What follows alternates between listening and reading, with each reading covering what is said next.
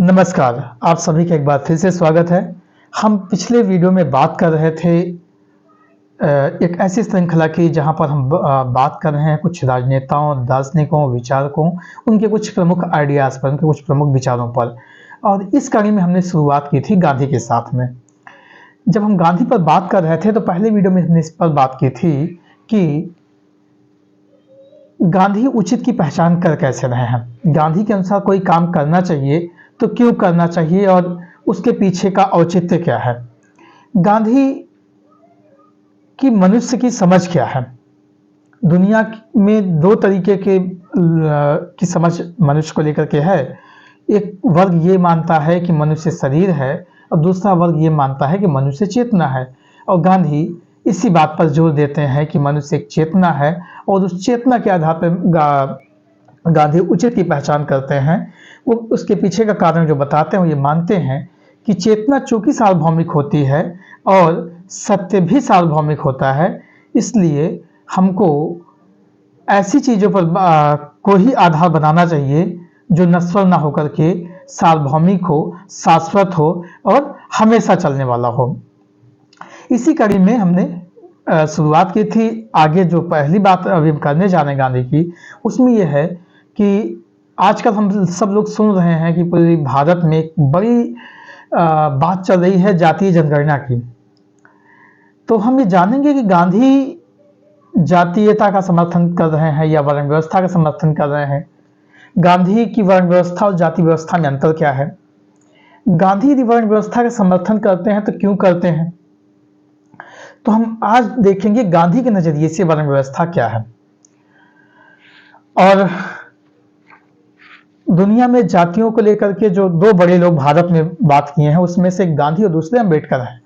तो हम आज गांधी के ऊपर बात कर रहे हैं तो गांधी का देखेंगे कि वर्ण व्यवस्था के ऊपर उनका नजरिया क्या है। जैसा कि हम जानते हैं कि भारत में जो वर्ण धर्म है उसका मतलब होता है स्वभाव से ना। वर्ण का मतलब स्वभाव, मतलब कि हमारी प्रकृति।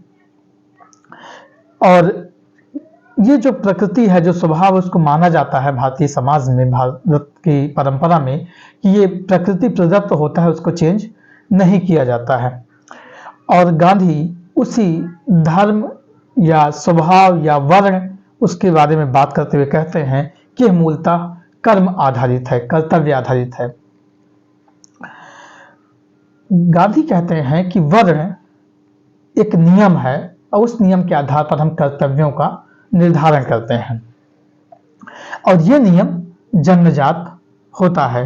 तो वर्ण एक जन्मजात नियम होता है। गांधी मानते हैं कि मूलतः 4 प्रकार के कार्य मानव जीवन में होते हैं, जिसमें से शिक्षा का, सुरक्षा का, उत्पादन का और श्रम का। और इनको मानने के लिए कुछ क्षमताओं का होना आवश्यक होता है। उन्हीं क्षमताएं, ऐसी क्षमताओं को गांधी मानते हैं कि ये एक जन्मजात क्षमताएं होती हैं।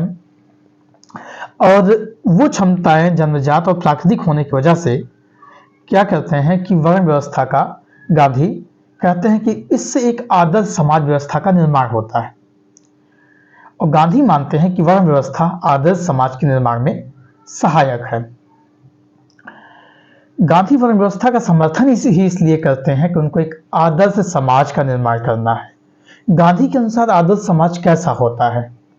गांधी मानते हैं कि एक आदर्श समाज में कुछ मूलभूत लक्षणों का पाया जाना जरूरी है, जिसमें कि वो समाज समतामूलक समाज हो, अर्थात कि वहां पर किसी भी प्रकार का भेदभाव ना होता हो किसी के साथ में, चाहे वो जैसा कार्य करता हो, चाहे वो जिस धर्म से हो, जिस लिंग से बिलोंग करता हो, वहां पर किसी प्रकार का भेदभाव ना हो। एक इगैलिटेरियन सोसाइटी गांधी चाहते हैं कि समाज की प्रमुख विशेषता में से एक है। दूसरा है कि विभिन्न कार्य को करने वाले लोगों के बीच में सह अस्तित्व का पाया जाना जरूरी है। ऐसे समाज में ये समाज सह अस्तित्व वाला होगा, संघर्ष रहित समाज होगा और इस समाज में किसी भी प्रकार की प्रतिस्पर्धा नहीं होगी। क्यों नहीं होगी? क्योंकि हमने पहले से ही कार्यों को तय कर रखा है। तो सभी व्यक्ति अपना अपना कार्य कर रहे होंगे, कोई किसी के कार्य में हस्तक्षेप नहीं कर रहा होगा और इस वजह से वो समाज प्रतिस्पर्धी नहीं होगा और यहाँ पर सभी कार्यों का महत्व बराबर होगा। किसी भी कार्य को हम अच्छा या उच्च या किसी काम को बुरा या निम्न नहीं मानते हैं ऐसी जगहों पर।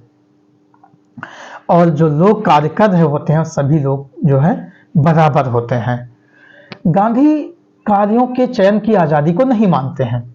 उनका मानना यह है कि यदि हम चयन की आजादी दे देंगे तो उससे समाज में प्रतिस्पर्धा आएगी, समाज में स्वार्थ बढ़ेगा, लालच बढ़ेगा और सब अपने हितों को पूरा करने की कोशिश करेंगे। तो एक आदर्श समाज ऐसा समाज नहीं होता जहां पर स्वार्थी लोग हों, हिंसक लोग हों, अपने हित को ध्यान देने वाले लोग हों। इसलिए गांधी कहते हैं कि उसके लिए एक नियम होना चाहिए जो पूर्व निर्धारित हो, जन्म से पाया जाता हो। और इसी नियम को गांधी कहते हैं कि वो वर्ण व्यवस्था का नियम है, जहां पर हमको पहले से ये तय माना जाता है कि मनुष्य को कौन सा कार्य करना है और कौन सा कार्य नहीं करना है। और गांधी इसी को एक आदर्श समाज की जरूरत मानते हैं। जो वर्ण व्यवस्था है, गांधी मानते हैं कि जो शुरुआती वर्ण व्यवस्था थी और जो बाद की वर्तमान वर्ण व्यवस्था आई आफ्टर उत्तर वैदिक, उसमें आमूल चूल परिवर्तन हो गए।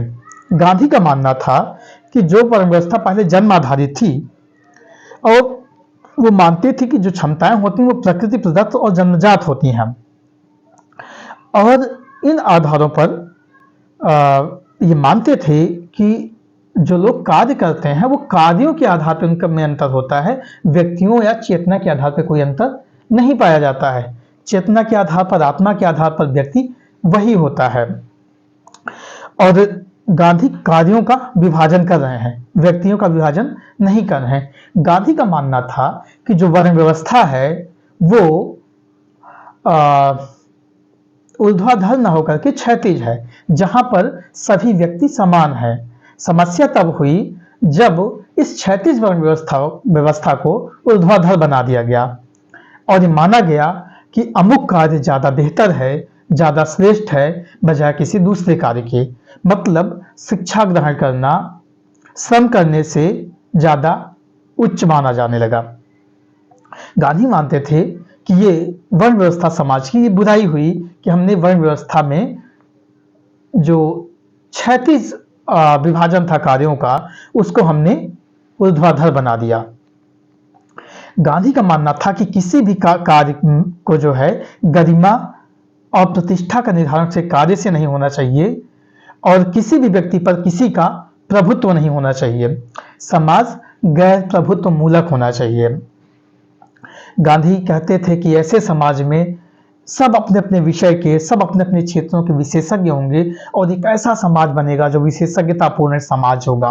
तो वर्ण व्यवस्था विशेषज्ञतापूर्ण समाज का एक आधार है जो बताती है कि यहाँ पर कार्यों का कोई मूल्य नहीं है, एक मूल्य विहीन कार्य है। जैसे कि हम गीता में पढ़ते हैं कि निष्काम कर्म करना, या कोई एक स्थित प्रज्ञ, जब गीता में बात करते हैं कि स्थित प्रज्ञ व्यक्ति की, वो कार्य करता है लेकिन उसके लिए कार्य का कोई मूल्य नहीं होता है, कार्य के प्रति कोई उसकी आसक्ति नहीं होती है। तो गांधी मानते हैं कि ऐसे समाज में, वर्ण व्यवस्था वाले समाजों में किसी भी कार्य का कोई मूल्य नहीं होना चाहिए। व्यक्ति को कार्य वैसे ही करना चाहिए जैसे कि गीता में निष्काम कर्म की बात की गई है या स्थित प्रज्ञ की बात की गई है। और गांधी मानते हैं कि जो एक कुरीति आई, इस कुरीति की वजह से पूरी वर्ण व्यवस्था को खारिज कर देना कहीं ना कहीं एक विशेषज्ञतापूर्ण समाज, एक आदर्श समाज को खारिज कर देना है। इसलिए गांधी चाहते हैं कि हम उस कुरीति को खत्म करें जो वर्ण व्यवस्था में आ गई है। गांधी मानते हैं कि जो वर्ण व्यवस्था है बहुत ही वैज्ञानिक व्यवस्था है। ये सदियों से किए गए अनुभवों के आधार पर इसका निर्धारण किया गया। हजारों वर्षों में भारतीय मुनियों ने, ऋषियों ने इस पर रिसर्च किया, इसको एक आदर्श समाज बने कैसे, इस प्रश्न का सवाल उत्तर खोज रहे थे और उसी उत्तर में उन्होंने वर्ण व्यवस्था के नियम का प्रतिपादन किया।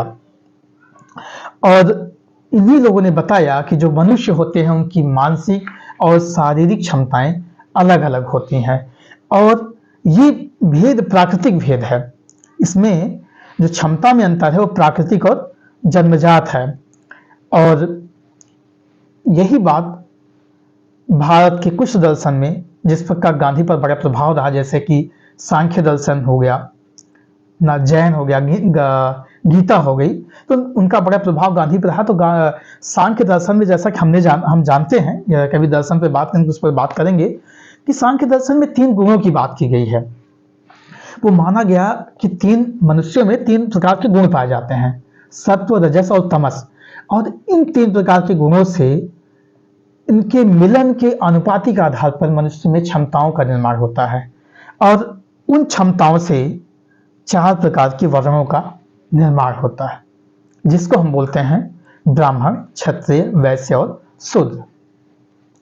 और यहां पर मानते हैं कि जिनमें विद्वता, नैतिकता ज्यादा बेहतर होगी ना, जिनमें सद्गुण ज्यादा होंगे, उनको ब्राह्मण वर्ग में, फिर वर्ण व्यवस्था में मानते हैं। दूसरा, जिसमें त्याग बलिदान के इनका भाव ज्यादा हो, उनको क्षत्रिय वर्ग में। फिर जो उत्पादक का काम करते हैं उनको वैश्य, और जो श्रम का काम करते हैं उनको शूद्र बोलते हैं। तो ये जो आधार गांधी बता रहे हैं, ये उसको लेके आ रहे हैं वो सांख्य दर्शन के, उनके प्रकृति में पाए जाने वाले 3 गुणों में ना। सांख्य दर्शन में 2 प्रकार की सत्ताएं पाई जाती हैं, एक पुरुष की, दूसरी प्रकृति की। तो पुरुष तो एक होता है जिसकी प्रकृति में 3 प्रकार के गुण पाए जाते हैं, सत्व, रजस और तमस, और उन्हीं 3 प्रकार के गुणों से मनुष्य में 4 प्रकार की क्षमताओं का निर्माण होता है, ऐसा गांधी मानते हैं।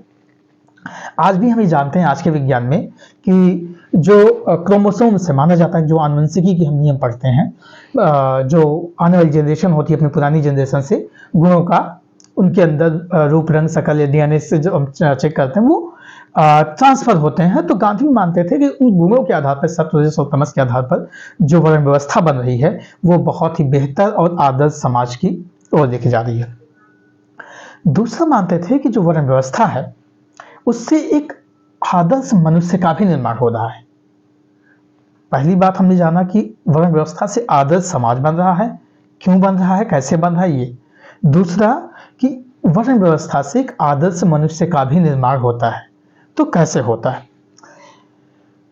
गांधी का मानना है कि मनुष्य जो होता है उसका मूल तत्व होता है चेतना का, और हमको क्या करना होता है, चेतना का ही विकास करना होता है। और चेतना का विकास तब होगा जब हम अपने कार्यों को चेतना के से गाइडेड होकर करेंगे, ना कि सारी शरीर से गाइडेड होकर करेंगे। दुनिया में हमने पहले ही बताया कि 2 शरीर को लेकर के 2 प्रकार की समझ है मनुष्यों को लेकर के। कुछ लोग ये मानते हैं कि मनुष्य एक शरीर है, और दूसरे लोग ये मानते हैं कि मनुष्य एक चेतना है। तो गांधी मानते हैं कि मनुष्य केवल चेतना है, क्योंकि शरीर नश्वर है, शरीर खत्म होने वाली है, शरीर में इंद्रियां होती हैं जिससे इच्छाएं बढ़ती हैं, और इच्छाओं की पूर्ति करना संभव नहीं है। इसलिए गांधी मानते हैं कि मनुष्य मूलतः चेतना है, आत्मा है, जो आगे चल करके शाश्वत रहेगी, इसको कभी क्षरण नहीं होगा। और इसी आधार पर मानते हैं जब चेतना का नियंत्रण उसकी शरीर परीक्षाओं पर होता है, तो मनुष्य लालची नहीं होगा, उसकी जरूरतें बड़ी कम होंगी, अपरिग्रही होगा, मतलब धन संचय नहीं कर रहा होगा, चोरी नहीं करने वाला होगा, सत्य बोलता होगा। तो एक ऐसा आदर्श मनुष्य का भी निर्माण ये आपकी वर्ण व्यवस्था कर रही होगी ना। तो वर्ण व्यवस्था का लक्ष्य आदर्श मनुष्य का निर्माण करना, आदर्श समाज का निर्माण करना। गांधी कहते हैं कि वर्ण व्यवस्था इन दोनों ही लक्ष्यों की प्राप्ति में सहायक है, और मानते हैं कि जब यदि इससे इतर यदि वर्ण व्यवस्था को खत्म कर रहे होंगे, तो जो एक आदर्श मनुष्य बनाने का मॉडल है या आदर्श समाज बनाने का मॉडल है, उसको हम समाप्त करने की तरफ जा रहे होंगे। तो अब गांधी मानते हैं कि चूंकि वर्ण व्यवस्था एक आदर्श व्यवस्था है, जहां पर हम आदर्श समाज बना रहे हैं, आदर्श मनुष्य का निर्माण कर रहे हैं, लेकिन इसमें आ गई कुरीतियां। अब उस कुरीति को कैसे खत्म किया जाए। गांधी मानते हैं कि हमारे पास 2 विकल्प हैं। एक विकल्प वो है जो कहे कि हम किसी हिंसा या शक्ति के प्रयोग करें, बल प्रयोग करें, कानून बनाएं और वर्ण व्यवस्था को खत्म कर दें। दूसरे मानते हैं कि हम हृदय परिवर्तन करें, उनके अंदर ये चेंज लाएं कि वो खुद ही इस बात में आत्मग्लानि आ जाए लोगों में कि वो कार्यों की जगह पे व्यक्तियों का मूल्य बना बैठे थे और वो खुद से मान जाएं कि जो वर्ण व्यवस्था की कुरीति थी उसको खत्म करना है। यहीं पर गांधी और जो कार्ल मार्क्स हैं दुनिया में ना, गांधी कहते हैं कि यदि हमको आदर्श समाज, वर्ण व्यवस्था चूंकि आदर्श व्यवस्था है, हमको आदर्श मनुष्य बनाना, हमको आदर्श समाज बनाना है। हमारा लक्ष्य जब ये है, एक ऐसा समाज बनाए जो समता मूलक हो, जहाँ पर शोषण न पाया जाता हो, संसाधनों का समान वितरण हो और सभी मनुष्य की समान गरिमा और प्रतिष्ठा हो। ऐसे समाज और ऐसे लक्ष्य की प्राप्ति के लिए हमको साधन की पवित्रता का भी ध्यान देना आवश्यक है। गांधी मानते हैं, इसके पहले जब कार्ल मार्क्स थे, कार्ल मार्क्स मानते थे कि हमारा साध्य उचित है तो साधन कैसा भी हो फर्क नहीं पड़ता, हमको साध्य पर ध्यान देना चाहिए। गांधी कहते हैं कि यदि हम साध्य उचित है तो हमको किसी भी अनुचित साधन का प्रयोग नहीं करना चाहिए। यदि हम अनुचित साधन का प्रयोग कर रहे होंगे तो हम एंड को भी जस्टिफाई नहीं कर रहे होंगे। गांधी हमेशा से मानते रहे कि साध्य की पवित्रता के साथ से साथ साधन की पवित्रता भी अनिवार्य है। गांधी मानते हैं कि यदि हम बल प्रयोग या हिंसा का प्रयोग करके समता मूलक समाज की तरफ जाने की कोशिश करेंगे तो उसके कुछ दुष्परिणाम होंगे। पहला दुष्परिणाम ये होगा कि जब हिंसा से नैतिक लक्ष्य की हम प्राप्ति करने की बात कर रहे होंगे तो जो व्यक्ति उस आदर्श समाज व्यवस्था की बात हिंसा के माध्यम से प्राप्त करेंगे, उनमें हिंसा का मूल्य बलवती होगा, उनमें हिंसा के प्रति निष्ठा पैदा होगी और जब कभी भी ऐसी विपरीत परिस्थिति आएगी तो हिंसा का प्रयोग करने से झिझकेंगे नहीं ना। ऐसा व्यक्ति अपने स्वभाव में हिंसक हो जाएगा और उनकी अभिवृत्ति हिंसक अभिवृत्ति बन जाएगी और हो सकता है कि इससे एक समता मूलक समाज तो प्राप्त हो जाए, लेकिन एक खराब मनुष्य मिलेगा हमको बदले में। जैसे कि हमको एक बात करना चाहता हूं मैं स्वतंत्रता संग्राम के दौरान की। जब स्वतंत्रता संग्राम का आंदोलन चल रहा था उस टाइम हमने देखा कि चौरी चौरा होता है और चौरी चौरा में गांधी जैसे ही हिंसा होती है, हिंसा के बाद में गांधी आंदोलन वापस ले लेते हैं। गांधी का मानना है कि साध्य के साथ साधन की पवित्रता, साधन का पवित्र होना, साधन पर का बेहतर होना जरूरी है। तो गांधी हिंसा को किसी तरीके से एक्सेप्ट नहीं करते हैं और उसी टाइम से उसके कुछ देर बाद से आप देखेंगे कि असहयोग के बाद सविनय अवज्ञा और सन्य अवज्ञा के आसपास में ही जिन्ना हावी होते हैं। और चूंकि जो सांप्रदायिक राजनीति हमारी शुरू हुई थी 1857 के बाद में और जिसमें मानफोर्ड रिफॉर्म आता है 1909 में, उसके बाद से जो एक सांप्रदायिक तनाव पैदा होता है सोसाइटी में। जिन्ना आते हैं, जब जिन्ना पाकिस्तान की मांग कर रहे होते हैं तो जिन्ना ये कहते हैं कि हमको पाकिस्तान चाहिए और वो किसी भी तरीके से चाहिए। वो यहाँ तक कि डायरेक्ट एक्शन की, प्रत्यक्ष कार्यवाही की बात करते हैं। तो एक मॉडल उस टाइम में जिन्ना का बन रहा है। जिन्ना एक ऐसा मॉडल बना रहे हैं जहां पर हिंसा की बात हो रही है, जहां पर डायरेक्ट एक्शन की बात हो रही है। दूसरी तरफ गांधी एक ऐसा मॉडल बना रहे हैं जहां पर वो अहिंसा की बात कर रहे हैं, आदर्श मनुष्य की बात कर रहे हैं, आदर्श समाज व्यवस्था की बात कर रहे हैं, सत्याग्रह की बात कर रहे हैं। दो मॉडल, उस समय सिर्फ स्वतंत्रता की लड़ाई नहीं लड़ी जा रही, दो नैतिक मॉडल भी बन रहे हैं और उन दो नैतिक मॉडल पे दो देश तैयार होते हैं। एक देश भारत बनता है, दूसरा देश पाकिस्तान बनता है। जब भारत बनता है तो आज भी भारत में कोई समस्या होगी तो हम गांधी को याद करते हैं।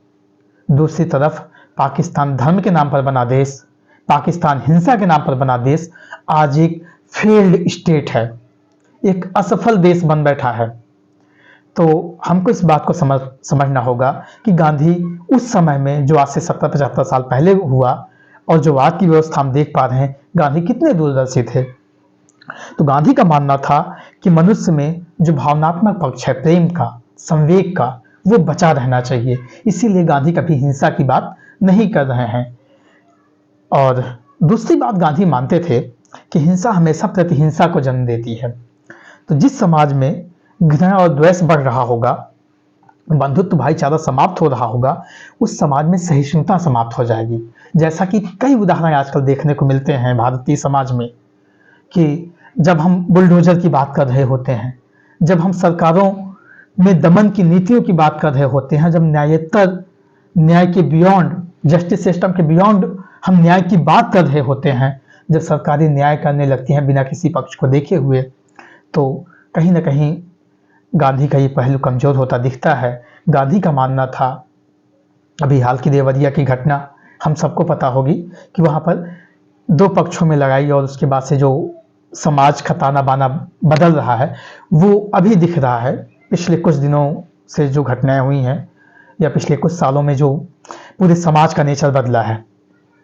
तो गांधी मानते हैं कि हिंसा हमेशा प्रतिहिंसा को जन्म देती है, और जब प्रतिहिंसा होगी तो समाज में घृणा और द्वेष फैलेगा, सहिष्णुता का विकास नहीं होगा। इससे न तो सवर्णों का चारित्रिक विकास होगा और ना ही दलितों का, क्योंकि जिन सवर्णों के अंदर शोषण की प्रवृत्ति होती है, आ गई है, उनमें जब हिंसा होगी तो शोषण की प्रवृत्ति और भाव और ज़्यादा मजबूत हो जाएगा। दूसरी तरफ जो लोग होंगे जो हिंसा करके इसको प्राप्त करने की कोशिश कर रहे होंगे, उनके अंदर भी हिंसा की भावना मजबूत हो जाएगी। तो दोनों ही तरफ जब हिंसा की भावना मजबूत होगी तो समाज ही नहीं बचेगा, लोग ही नहीं बचेंगे। तो फिर एक आदर्श समाज, आदर्श व्यक्ति लेके करेंगे क्या? तो इसलिए गांधी कहते हैं कि हिंसा एक बेहतर ऑप्शन नहीं है, बल्कि एक ऐसा साधन हो जहां पर मनुष्य के स्वभाव के मूल्य में कोई प्रतिकूल परिवर्तन ना हो, कोई ऐसा चेंज ना है जो मनुष्यता में ही परिवर्तन ला दे।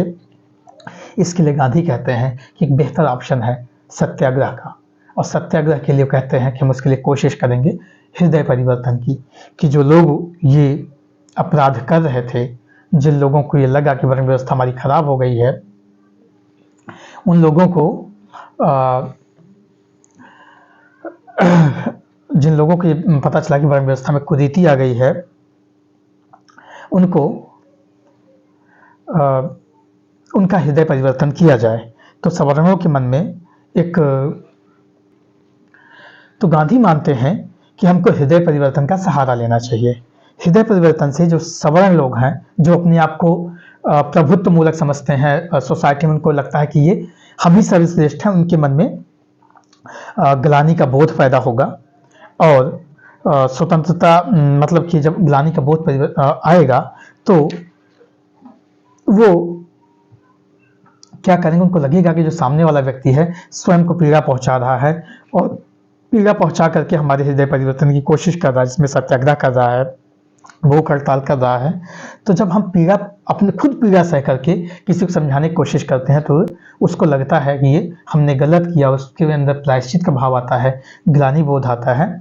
तो वो व्यक्ति जब इस बात को समझ जाएगा तो ये जो भाव आएगा समतामूलक समाज का, ये अस्थायी भाव होगा, हमेशा के लिए चलने वाला भाव होगा। तो गांधी की वर्ण व्यवस्था जो थी, उसमें हमने देखा कि वर्ण से गांधी का मतलब क्या था, उसके बाद वर्ण व्यवस्था शुरुआत में कैसे थी, बाद में कैसे बनी, और वर्ण व्यवस्था की समस्याएं क्या हैं, उसमें चेंजेस कैसे आए हैं, और हमको एक आदर्श समाज और आदर्श मनुष्य के लिए क्या करना चाहिए।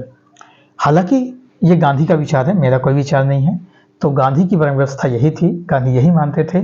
गांधी की वर्ण व्यवस्था में कुछ समस्याएं भी हैं, उन समस्याओं पर यदि मैं बात करूंगा तो 2 मिनट में इस पर भी देख लेते हैं। कि तो ये है कि ये व्यवस्था है कि पूर्व मान्यताओं पर आधारित है, गीता सांख्य जैसे दर्शादी से। दूसरा क्या है कि जो लोकतांत्रिक आदर्श हमारा, कि व्यक्ति अपने आप में एक इकाई है और व्यक्ति को अधिकार मिलना चाहिए, लेकिन गांधी यहाँ पर समाज को इकाई मान रहा है। तो आज के वर्तमान के लोकतांत्रिक मूल्यों के आधार पर भी गांधी प्रासंगिक, गांधी इस आधार पर उनकी वर्ण व्यवस्था प्रासंगिक नजर नहीं आती है। तीसरी बात यह कि जो हृदय परिवर्तन की बात है, वो भी एक यूटोपिया है। हृदय परिवर्तन जैसी चीजें आज के टाइम में लगता नहीं कि इस बेहतर एक मॉडल हो सकता है। जो आखिरी बात है कि न्याय का जो सिद्धांत है, न्याय के सिद्धांत से भी गांधी का वर्ण व्यवस्था मैच नहीं करती है। न्याय के सिद्धांत माना जाता है कि जिस व्यक्ति ने अपराध किया सजा उसको मिलनी चाहिए, और जिसका शोषण हुआ उसको न्याय मिलना चाहिए।